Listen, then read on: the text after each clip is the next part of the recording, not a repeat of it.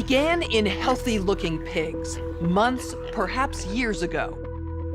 A new coronavirus spread silently within herds. Gradually, farmers started getting sick. Infected people got a respiratory illness with symptoms ranging from mild flu-like signs to severe pneumonia. The sickest required intensive care. Many died. Experts agree, unless it is quickly controlled, it could lead to a severe pandemic, an outbreak that circles the globe and affects people everywhere. The mission of the Pandemic Emergency Board is to provide recommendations to deal with the major global challenges arising in response to an unfolding pandemic. The board is comprised of highly experienced leaders from business, public health, and civil society. We could be looking at double the number of cases in 1 week and 16 times as many in a month if we are not able to stop the spread. That would be on the order of 500,000 cases, and it would continue to rise exponentially. In 3 months, we could be approaching 10 million cases. We're at the start of what's looking like it will be a severe pandemic. And there are problems emerging that can only be solved by global business and governments working together.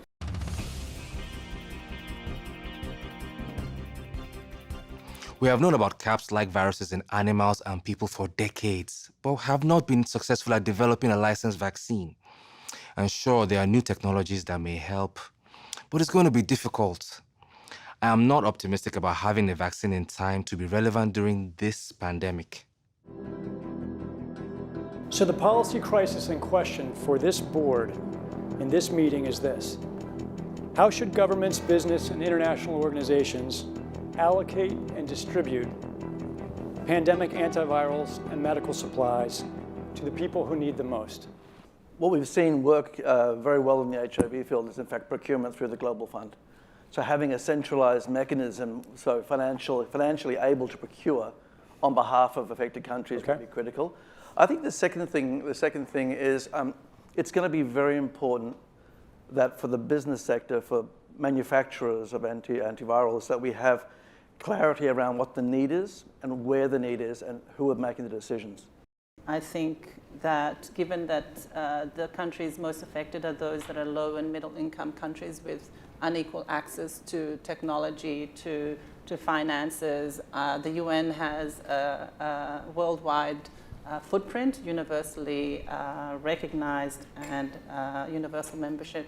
A global stockpile would certainly help ensure more rational and strategic allocation, but the reality is that we don't have the logistics capability, even within the UN, to bring that together in one place and run it. So this is where I think a collaboration between the international organizations like the World Health Organization and the private sector, which runs these supply chains for many purposes every day, understand where the supplies are, make smart decisions about how to allocate them to the people who need them in the places that need them the most, and then work with the industry to move those supplies from where they are today to where they need to be. Just to underscore the point that cooperation among supply chain providers or businesses that have huge supply chains can add a lot of efficiency to the whole process. The question is, can you, through this international mechanism, really promote commitments to doing this as quickly as possible and give people a sense that actually if they contribute more, that they will have a better chance of protecting their own populations and their country's security and health. So to be completely clear, most of this production would already be committed in contracts.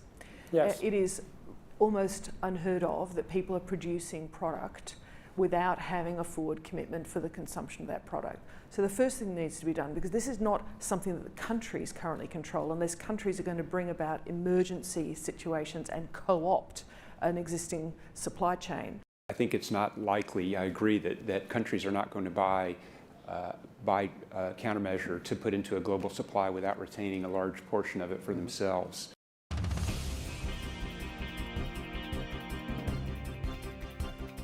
Public health agencies have issued travel advisories, while some countries have banned travel from the worst affected areas. As a result, the travel sector is taking a huge hit. Travel bookings are down 45%, and many flights have been canceled. A ripple effect is racing through the service sector. Governments that rely on travel and tourism as a large part of their economies are being hit particularly hard.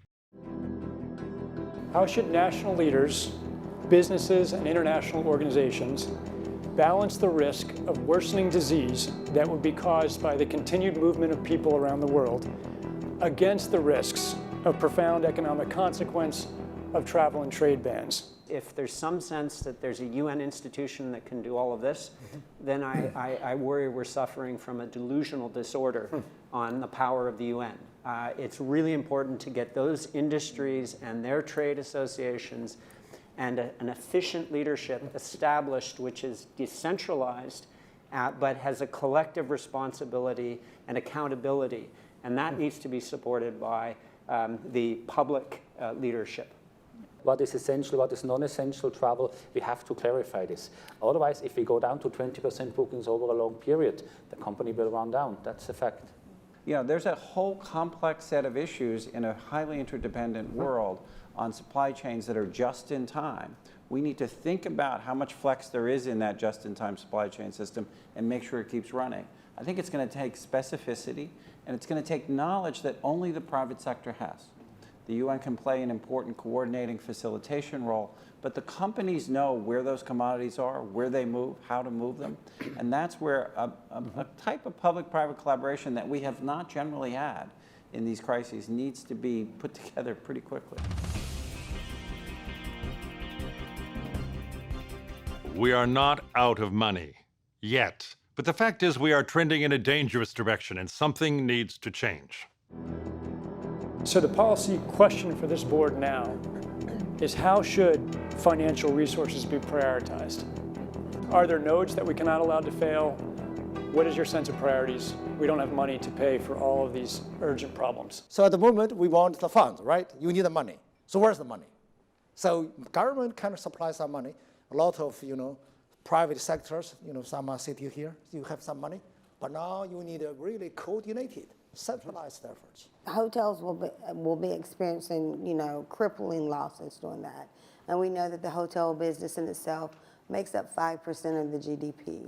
Governments need to be willing to do things that are out of their historical perspective, or for the most part, it's really a war footing that we need to be on. We shouldn't underestimate the power of entrepreneurship. We need to escalate that, whether it's through the government's helping with tax breaks or subsidies of that nature to increase manufacturing of those types of products. It can happen quickly. A Marshall-type plan, don't mean to say that exactly, but a Marshall plan that can go into effect can stimulate change very quickly. Countries are reacting in different ways as to how best to manage the overwhelming amounts of dis and misinformation circulating over the internet. In some cases, limited internet shutdowns are being implemented to quell panic. How much control of information should there be, and by whom? And how can false information be effectively challenged? And what if that false information is coming from companies or from governments? I think it's very important that we make sure that there is concise communication with all healthcare facilities where these patients are being treated so that there isn't mass panic. We're at a moment where the social media platforms have to step forward and recognize the moment to assert that they're a technology platform and not a broadcaster is over. They, in fact, have to be a participant in broadcasting accurate information and partnering with the scientific and health communities to counterweight, if not flood the zone of accurate information, because to put the genie back in the bottle of the misinformation and disinformation is nigh impossible. One thing we haven't spoken about, and I'm wondering whether it's time to talk about this, is a step up from the part of the governments on enforcement actions against fake news. I personally do not believe that trying to shut things down in terms of information is either practical or desirable. And we do have, I think, a couple of strategies that are available to us, one of which is the flood strategy, second of which is relying and informing and equipping trusted sources of information with the facts so they can then pass that on. But we also need to actually think about a technological answer to this. The outcome of the CAPS pandemic in Event 201 was catastrophic. 65 million people died in the first 18 months.